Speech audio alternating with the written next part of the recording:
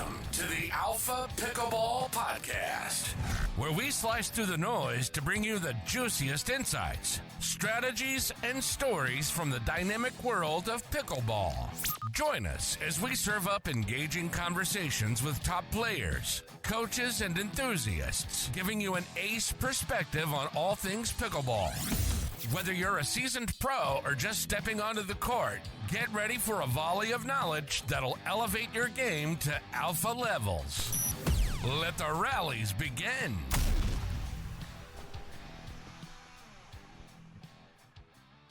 All right, welcome again to the show. I'm your host, Tats. Our guest today is Davi Singh.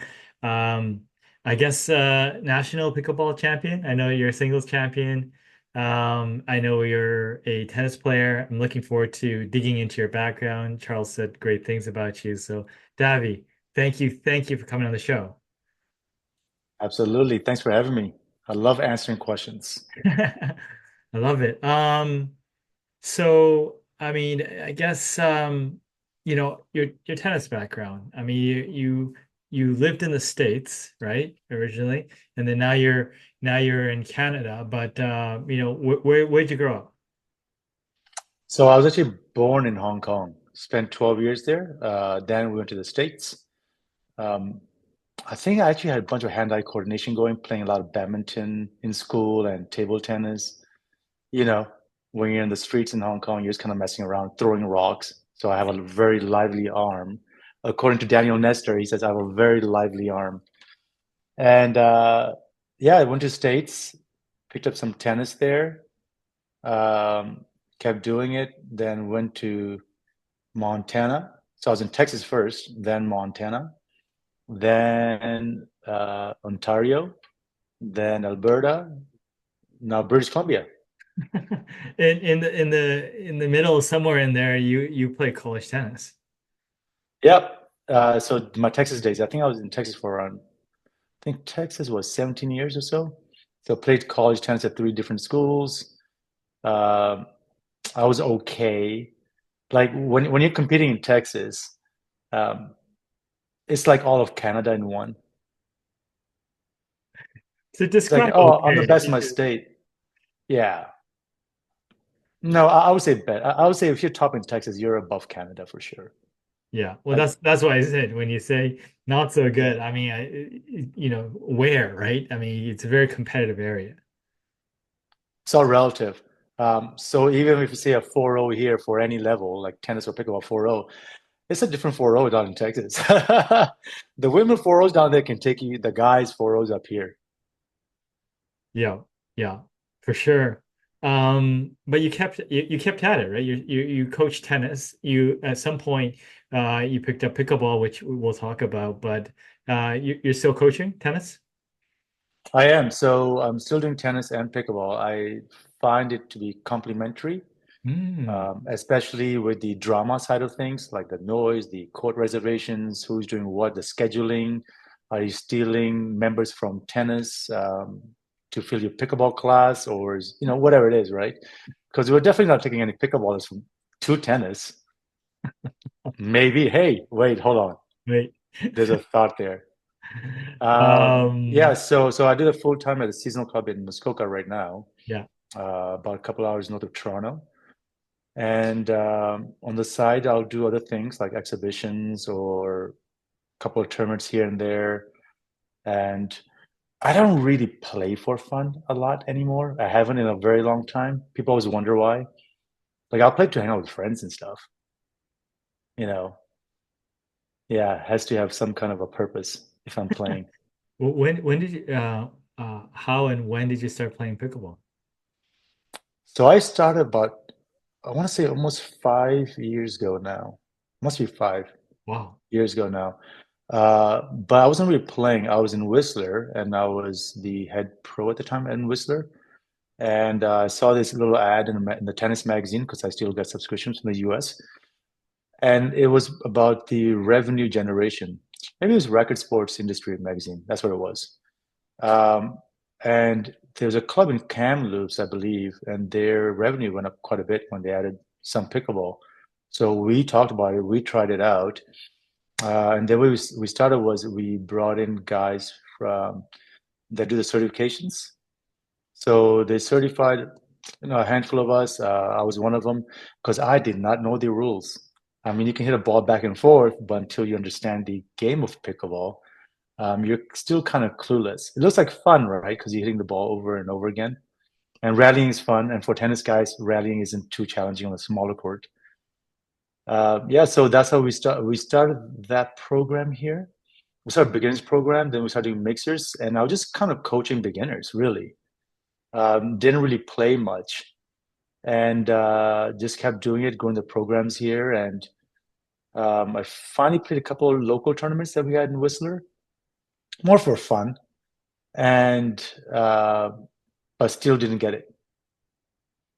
I think I'm just now starting to get it. When you say get it, as in like parts of the game or just your passion for it?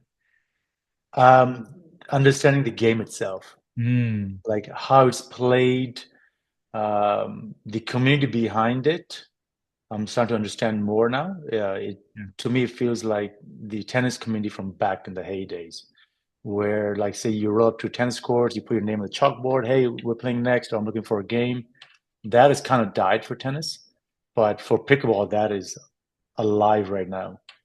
Right? You do your paddles on fences, what have you.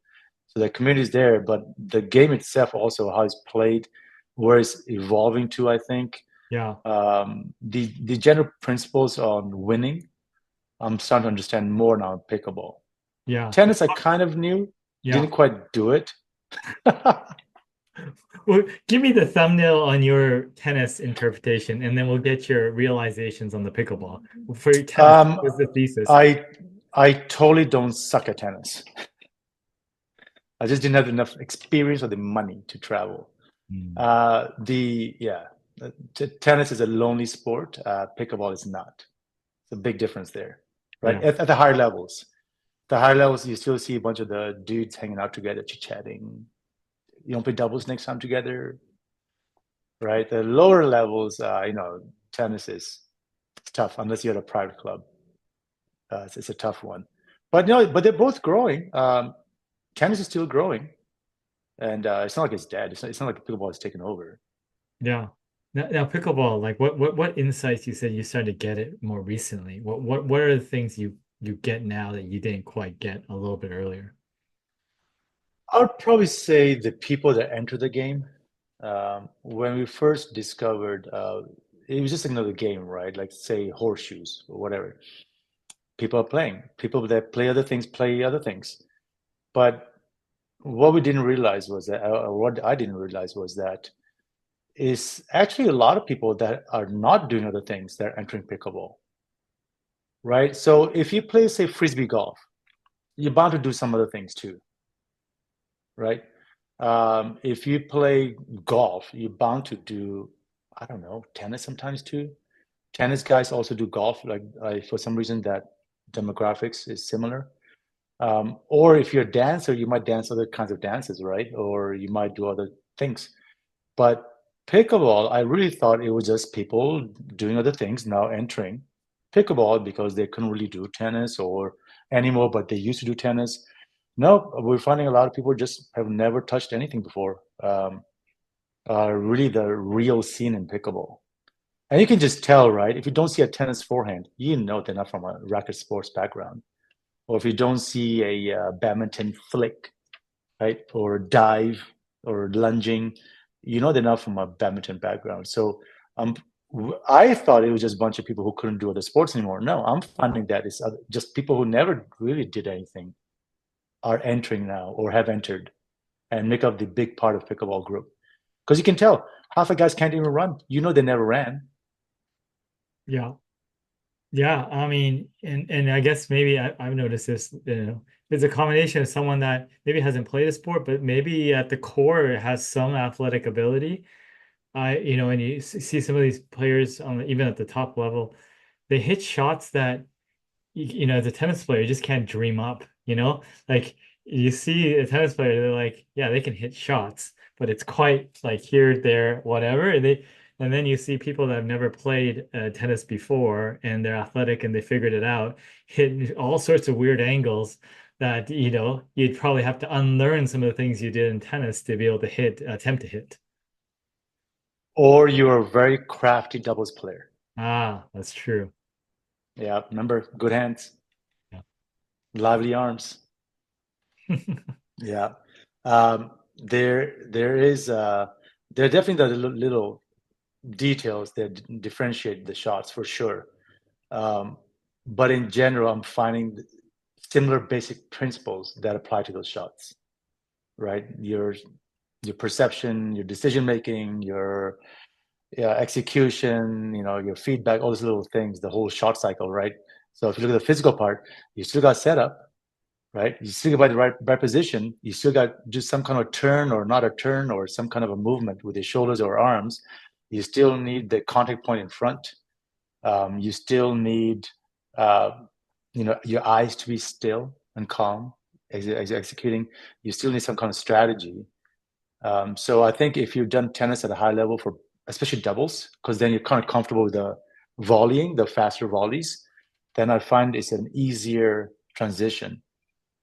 Like Jack Sock's a good example. He was an amazing doubles player, like amazing. Right, Sam Querrey. Sorry, Sam. Right, so I do find there are some similarities, but coming from a tennis background, it definitely helps. But only if, there's a big if, you're a good doubles player, not any doubles player, like a good doubles player, right? Yeah, for sure. Now you won. I guess Charles said you won the senior singles with the nationals. Yeah, that was kind of funny. I was I was trying to enter, I couldn't get in to begin with, but the only reason I competed, and there was one real reason why I competed, because I don't really play tournaments for fun, maybe like a couple here and there, but I don't really play tournaments. I'm not that gung-ho about tournaments unless I feel like I'm ready for it. So I've had multiple knee surgeries for ACLs, and when you start working again, you start regressing again, and you don't do the rehab because it's swollen, what have you. So this year, I finally took over the last few years, I finally took some time this summer to train my legs. And one thing I noticed was that in tennis, I've won. Like we took a team from San Antonio, Texas, and we won nationals in tennis. So I've got some credentials there. I've worked with a lot of top players in tennis. I have my own, some semi-pro circuit experience here and there. But in pickleball, I'm not known at all. Like I have no street cred. So I was talking to some friends. I was talking to Charles about it too. And I was like, the Nationals is the main tournament. I know not everyone plays in it because, you got travel. It's challenging. It's expensive. And, it can be intimidating because you're on a different stage. Same game, different stage, right? So it can be intimidating, nerve-wracking.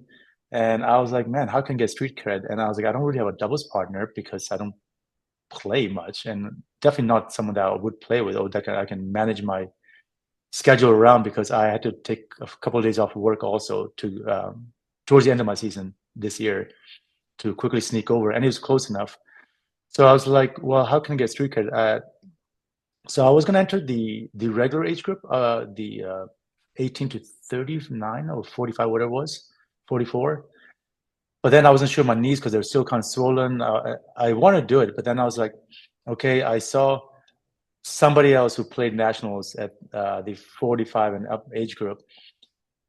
And this guy, when I first tried proper singles this year, schooled me, just like schooled me. And I was like, oh my God. And he didn't do well last year. I'm not going to mention any names. So I was like, well, if he schooled me and he didn't do well, there's already enough challenge in that bracket. I mean, it's still 5-0 and above level, open level, what they called it. And I was like, you know what? Let me just train my legs this summer, add some muscle mass, start training, get my knees going, play around with the paddles, use my staff and sometimes our members to hit some balls and practice certain shots.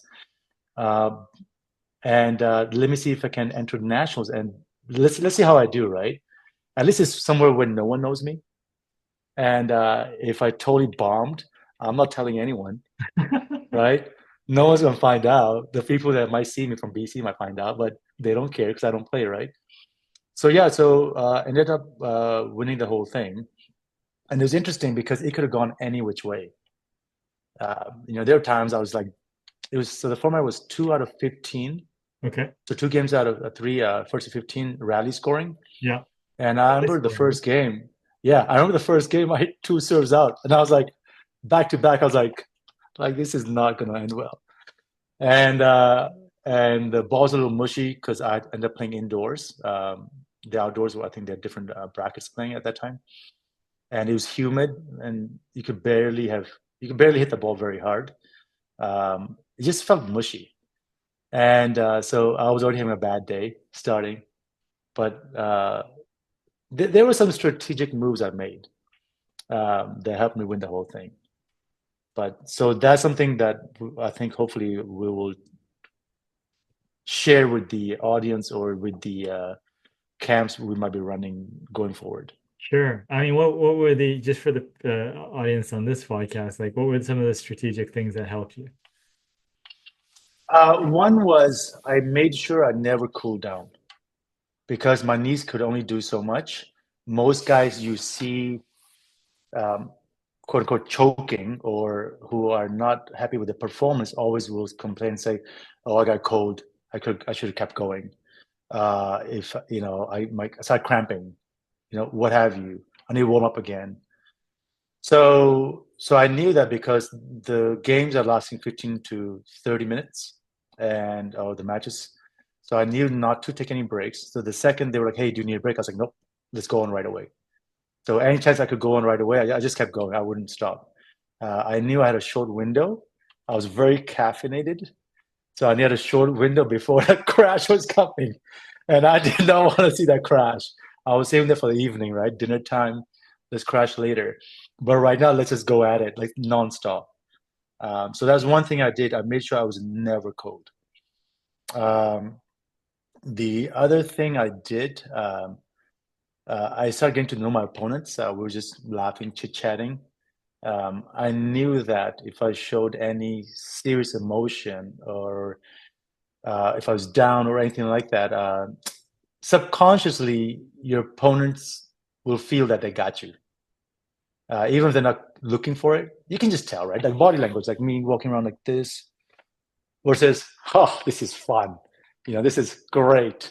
People are like, "This guy's trouble." We don't know what's going through his head, but he's got a smirk. We don't like it. And he's down. Well, this is not okay. So that was one thing I was doing. Like, I think there was one game I was down 10-6. In my mind, I had 9 points to go, which is twice as many as he did. He just needed 5, right?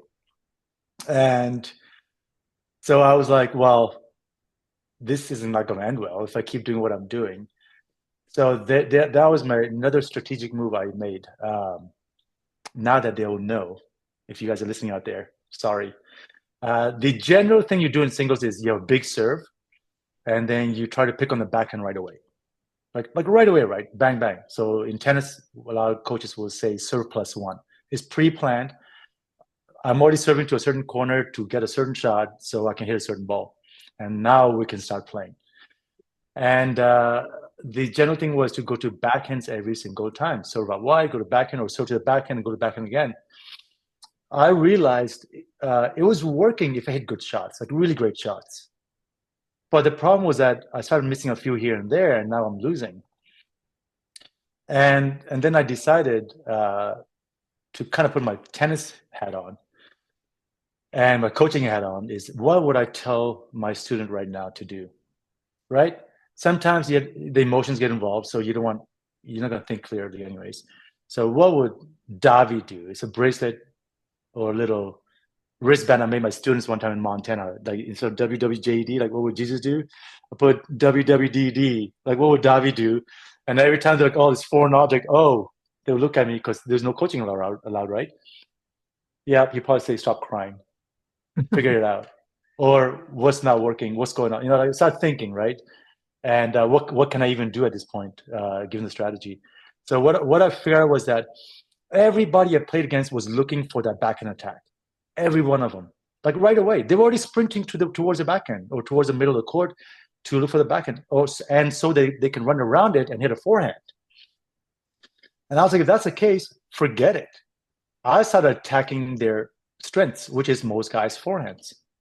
So to forehand, next shot, blast one for forehand. And now they're backtracking. Wait a minute. The wide open area is the backhand. Why is it going back to the shot I just hit from the same spot? Now, at least they're not moving. I'm not moving. I'm coming straight in. No angles to cover, right? The ball has to go where it came from, kind of, if you want to pass me in a weird kind of way, because it's not like open court angle. Like if I hit the open court, I've given you a wide angle now, right? Because I'm in front of you. And so, but if I go back cross court, right where you started from, and to your strength, you're going to stay there. You don't have to run around because you're already on your forehand side. And I wasn't being nice about it. I was attacking it. Then I would come to the net, forehand again. And, you could just see on the face, is he ever going to give us a backhand? Nope.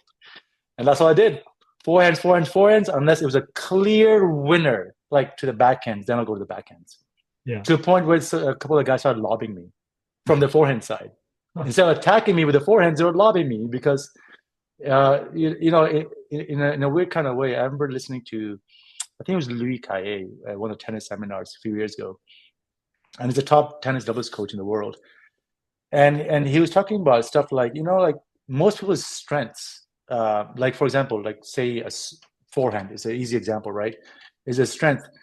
They know how to attack with that strength, but not very many people will learn how to defend that strength also. So if it's a high ball and I'm attacking it with my forehand, that doesn't mean that you can attack a high loopy with a lot of spin ball, right? Or one is dipping. So because I'm not giving you a nothing burger anymore. It's not just I'm hitting your backhand or I'm just hitting to your forehand. No, I'm attacking your forehand. It could be a slice. It could be an out wide shot. It could be a loopy shot. It could be just be a flat shot. I take early on the hop. But basically, I'm pressuring your forehand until you give up your forehand or it starts breaking. And now you have nothing left. I remember that book, Winning Ugly, of Brad Gilbert. I think that was the book when they talked about serving into a strength, right? Just to make them second guess it on points that don't matter as much, like, because if you can break their strength somehow, and basically their confidence is shot strategically. So I remember stuff like that. So those are the things you've learned over the years, just kind of like incorporated into your strategy. But also, that book was great. Letting the other guys serve first. Yeah, Oh, yeah. I was doing that. Why? Well, sometimes I would serve first, but sometimes I was like, after the first game, I missed my first two serves. I'm like, forget this. I don't want that pressure because there's a lot of pressure, right, when you're first serving. And I just did not want to deal with that. So I was like, no, you guys can serve if you want to. We don't care at this point. But that takes pressure off of you, especially because it's rally scoring. Like, why do I care? Can't really ace you anyways. It's tough to ace someone. So what's the benefit of a server? I'd rather just return and get the first point, right? And because returning is easier. Sometimes in singles it's not. And so the Winning Ugly book is great because it allows you to think outside the box. Like, I'm not going to out-hit you anymore. If I could, I already would have. I'm not going to outrun you. If I could, I already would have. I can't play any better because that's what you always hear. If I could have, I already would have. I wouldn't be down 10-6. So something's not right. Some strategy, or he figured something out. My opponent figured something out. He started noticing patterns. And now I got to change mine too because I realized he knows what's going on, or I'm not doing something that's not good enough. So those strategies you have to be able to adapt. I saw a buddy go down. He was in the 4 or 5 division in the finals. First 2 games, he beat like handedly, just bang, bang, bang. I was like, oh, this is going to be easy because now they had a rubber match because he came from the back draw. So he had to play another game to 15. But his was, I think, first 2 out of 3 to 11. And the third game, the opponent just started playing a very clean game. And my buddy lost. Whoops. and I thought he was just going to clobber him, just because the other guy adapted, right? My buddy was getting tired, and his aggressive game didn't work anymore because he started missing by here and there, right? You're getting tired. Those line shots, now you're going to start missing them. You're not set up properly like you were in the first couple of games, and now you're tired. What's the first thing you want to do when you're tired? You want to get out of there, right? You don't want to be there any longer, so you're going to start to try to finish your points pretty early on now, which is the opposite of what the other guy did, Yeah. right? He's just making you hit more balls. Yeah. So, but one more thing I did that was kind of funny. Every time I would start my match, I would make sure I was not facing the audience. And I'll tell you a reason why. Because I noticed every opponent had a fan base out there, but no one knew me. So I had no one watching me. Like, not really, right? Maybe like one guy who might be passing by, like that guy I knew from Yeah. Ontario. We would take a peek or something, but I didn't have like anyone really cheering for me, right? And they're all rooting for the other guys every time, and I was like, well, let me just turn my back on them. I don't want to face these guys. Like, I don't need that in my head. Yeah, I mean, there's a lot that goes into like competitions, minus just the strategies. It's a whole setup. It's like, how do you even enter?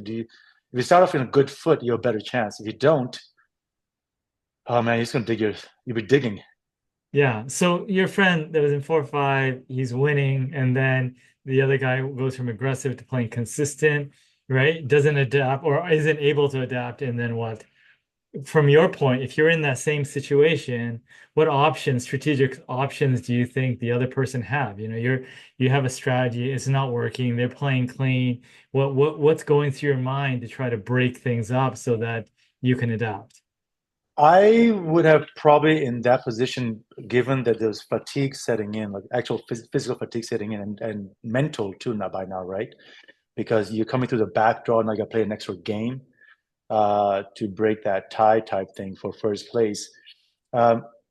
If I handedly got the first two games and everything was working, and now in the middle of the last game, the tiebreaker game, things aren't going well, I think I would have probably told myself not necessarily to play clean because that's not what got me the first two games. Playing aggressive did, but I think I would have done a concept like in tennis called shrinking the court.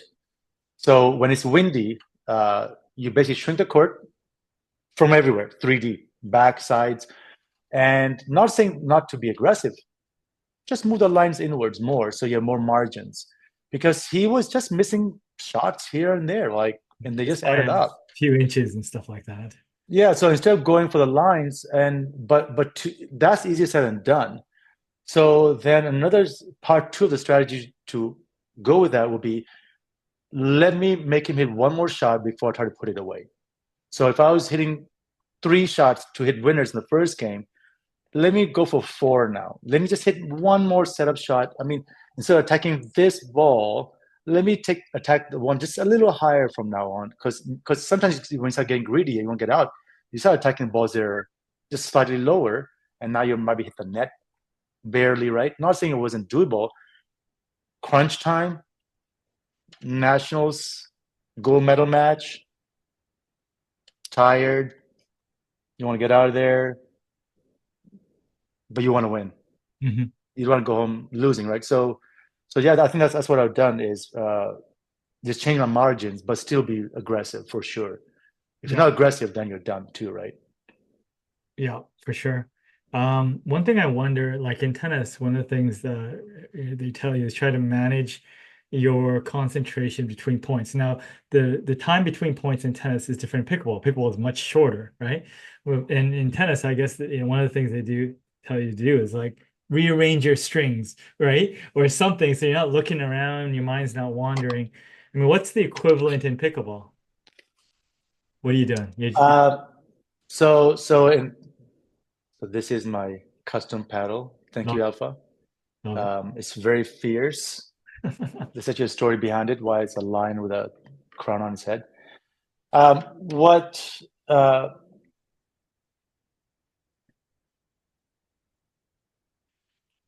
Do you remember that concept, one point at a time? Mm-hmm. Yeah. I think that's the key. In tennis, when you're fixing strings, you do have time, but you could literally lose more points in tennis and still win the match. That's actually a real thing because of the way the scores are set up. In pickleball, no, that 1 point is literally one whole point towards the end goal. It's not like 1 point in that game to help you get the game that maybe you might, win the set. No, it's that thing. Like there's 15 of them. Each one has literally the same value. So if I miss a serve out, it's rally scoring. Whoops, that rally length was zero rally length. And so for me, the equivalent would be more like I would joke with my opponent. If they hit a really good shot, I'll bow. You got to give them due. Sometimes I'll make them run around, do something. Like I almost feel like Jack Sock out there sometimes, just trying to have fun and toy with the opponents and try some crafty stuff and just still chase everything down, not to give them an edge, right? But you can't fix strings. But what you can do is you can take little walkabouts. The way I like to do them sometimes is I didn't do it at nationals, but you can bounce the ball and hit your shoe. It will dribble away. Sorry, guys, need to go grab that ball. Don't do it, guys. It's very unethical. Only I will do it because sports etiquette, right? Yeah. So they're the equivalent of taking time out or just take time out. I mean, you have 2 timeouts. Take them. Yeah. No matter what, right? So you get a breather. Take them. Yeah. Unless you're on fire, right? Don't stop, right? But the fixing the strings thing was a big thing back in the day. But that's not even a thing anymore with all the poly strings. They snap right back into place. You're just pretending now. Yeah, you're pretending. Right? That's hilarious. There's another trick in tennis where you, to control the intensity, you put like a cold towel over your head if you're too intense. Obviously, you see tennis players hitting their thighs, like smack. If they feel like they're not intense enough, like wake up, move, right? Move your feet, whatever you want to call it. You definitely have to check that intensity level because I feel like I was controlling my opponent's intensity level in the tournament, and they couldn't control mine. And like, how would you do that if you were to control someone's intensity level? Wow. Or try to. Good question. I have no idea, but I think going back to your comment on not giving up anything, right? In terms of, hey, nothing is bothering you, right? I heard like on a training so for basketball recently. I don't play basketball, but I ran across it where they talked about managing your heart rate. You know how some people say, "Oh, don't get mad." Well, it's hard to not get mad, but if you're focused on something more, physiological, like heart rate, or trying to maintain that, and just going through a process, I thought maybe that, that's something to get under their skin because nothing is getting to them, right? You miss something, it doesn't bug you, you're very confident with that. So I don't know how you can affect their intensity other than maybe you can change your state in terms of, sort of figuring out what bugs them or their pace and whatnot to make them go to your pace if you're fast, or you can play slow as well. Yeah, so like the pace is an excellent one. I think deciding the points. I can rush you, right? If you're serving, I can be waiting for you like right away. Like I won't even give you a second. Like Agassi does, right? Just sprint over and I'm ready. Come on, let's go. And you're like, well, okay, I guess I'll serve. Even though I have all, wait a minute, hold on. The returner is supposed to be playing at the server's pace. Wait, what's going on here? So you can definitely or you can slow them down like Nadal does, right? Hold on, need to fix my stuff. From a water bottle. Warning, got it. Yeah. Right. So yeah, pacing is an important one. The more important thing is not to follow your own routine, right? So if you have a routine that this is how many seconds you're going to take in between points, take them. Right. Not let the other guy ignore him. Point hasn't started yet until you say the score out loud. First of all, can you serve? So, or with the officials here, right? I think the one way I would do it, if I want to change the intensity level or try to mess with the intensity level, If it's someone like who's very aggressive, I might just hit a lot of balls to the middle, so they don't get a lot of angles, and so they have to chase more. They just have to keep hitting more balls in general, right? If they come to the net, dink in the middle. Instead of hitting 2 balls, now they're having to hit 3 or 4 balls. Even if those 2 balls were winners or not winners, net or out or clean winner, sometimes you get in that little mindset, oh, I hit 2 or 3 shots without even realizing it, versus this point is a lot longer than the last one, or it's a little bit longer. I think if someone's super intense, I would just make them play a longer point, because it's very hard to maintain that intensity over a long term. Sure. Challenge their fitness level. Okay. Yeah. Or no, just the patience, the mental patience. I'm not even worried about fitness level at this point. I'm just worried about the patience, right? Are you willing to hit one more ball? Or are you going to start going, well, when he gave me a good cross court at a nice angle, I could rip it down the line. Now he's hitting the middle.